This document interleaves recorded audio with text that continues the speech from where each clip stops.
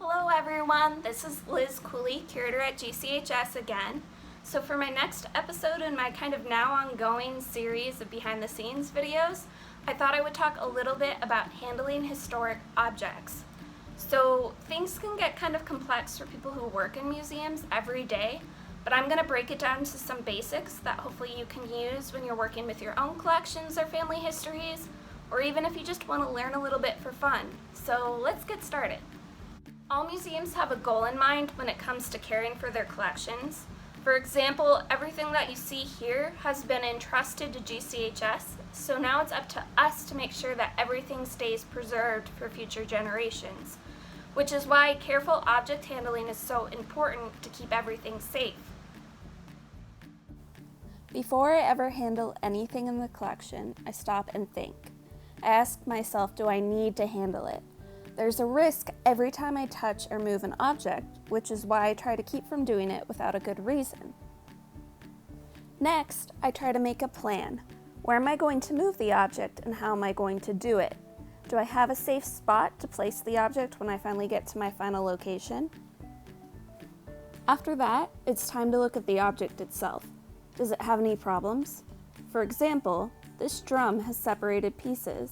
And unless I took a careful look first, I might not know that the bottom drum head is broken. Finally, I've got to look at myself. Am I wearing anything that could potentially scratch or damage an object, like keys or even rings? Now that we've thought everything out, it's time to move on to a hotly debated topic, gloves. I'm probably going to be challenging some of your assumptions, but stick with me. At GCHS, we use three main methods of handling artifacts: nitrile gloves, cotton gloves, and clean, dry hands. Starting with nitrile gloves.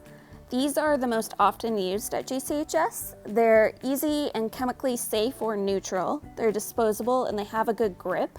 However, it's important to keep in mind right now that we should save them for medical professionals.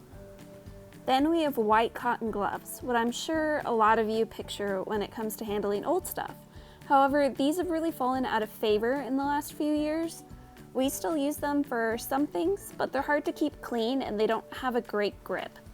So nitrile gloves are usually the winner if we can get them, but sometimes there's just too much risk of slipping and dropping something, no matter what glove type. That's when clean, dry hands come into play. Although hopefully we all have clean hands right now. Pottery is one example of where you might use bare hands. Note you never want to pick an object up by the handle, always support from the base or the body. Glass is another one where bare hands are okay. And some more obstacles to think about, like removing fragile lids before handling or moving something. Metal objects should always be handled with gloves if you have them. They're especially affected by the oils in our hands. And then for just one example where cotton gloves might still be used, textiles. I'm going to briefly mention housing and storage materials, which play an important role in preserving objects and can also be used to handle them. Here at GCHS, we use all acid-free archival quality boxes and folders. A lot of our stuff comes from a company called Gaylord Archival. Open to a sponsorship if you hear this, Gaylord.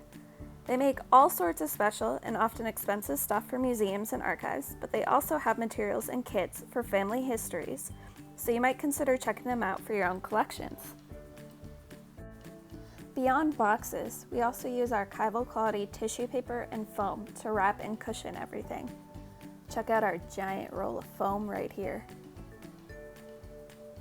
We're going to wrap up by discussing how to generally handle historic papers and photographs.